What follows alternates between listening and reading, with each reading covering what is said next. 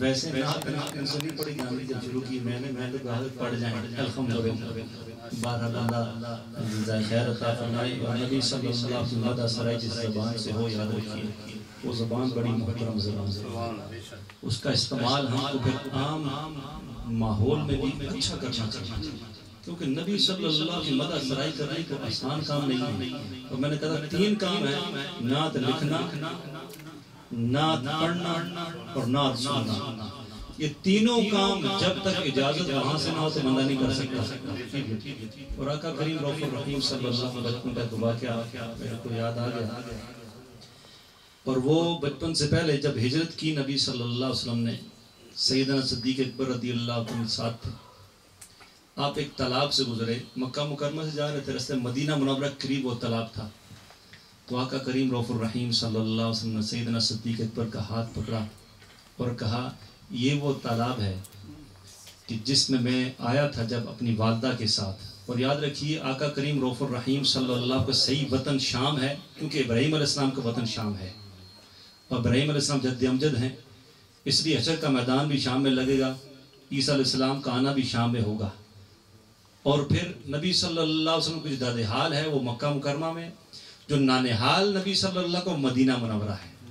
تو جب آقا کریم رؤوف الرحیم صلی اللہ علیہ وسلم وہاں سے کہا کہ یہ وہ تالاب ہے،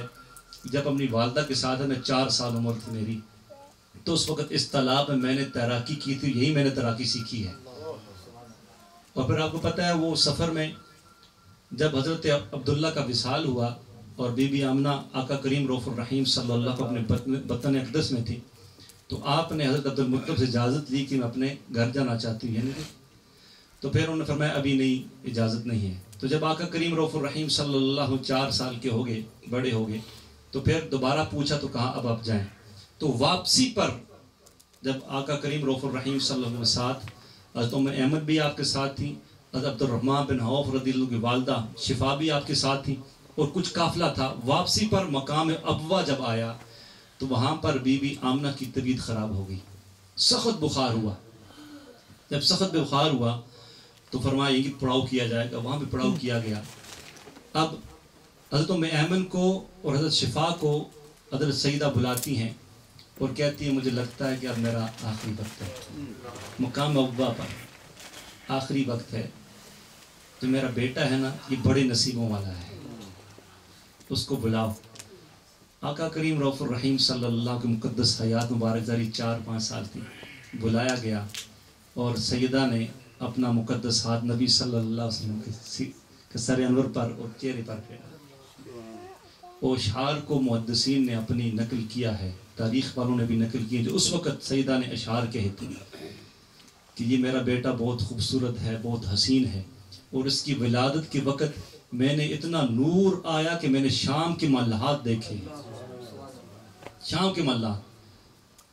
خرج منی نور، اور میرے سے نور کا ظہور ہوا۔ تو فرمایا پھر اس میں یہ بھی نبی صلی اللہ علیہ وسلم کو والدہ نے اس وقت نصیحت بھی کی، فرمایا کہ ہمارا جو دین ہے دین ابراہیمی ہے۔ آج پتہ نہیں کیا کیا کہتے رہتے ہیں والدین کے بارے میں، نبی صلی اللہ کے بارے میں، کہ والدین کے بارے میں نعوذ باللہ من ذالک کیا کیا لوگ کہتے رہتے ہیں۔ فرمایا دین ابراہیمی ہے، اور پھر نصیحت نبی صلی اللہ کی کہ بتوں سے دور رہنا ہے۔ آقا کریم رؤوف الرحیم صلی اللہ علیہ وسلم چھوٹی عمر میں، اور پھر وہاں پر جب ان کا وصال ہوا مقام ابوا پر بھی آپ کی قبر انور ہے، اور جو جا رہے ہیں ساتھی میں آپ سے ریکویسٹ کروں گا وہاں پر رکیں، وہاں پر جائیں۔ وہاں پر جانا تو پھر سارے آثار مٹا دیے گئے ہیں، لیکن محبت والے جو ہیں وہاں پر جاتے ہیں، اور وہاں پر حضرت سیدہ آمنہ رضی اللہ تعالیٰ عنہ کا ایصال ثواب کرتے ہیں، دعا کرتے ہیں وہاں پر۔ اور یقین مانیں اب خوشی آقا کریم رؤوف الرحیم صلی اللہ علیہ وسلم اتنی ہوگی کہ جب کوئی ان کی والدہ کی قبر انور پر جاتا ہوگا تو کیا آقا کو نہیں پتا کہ کون میری والدہ کی قبر پر ان محبت میں گیا ہے؟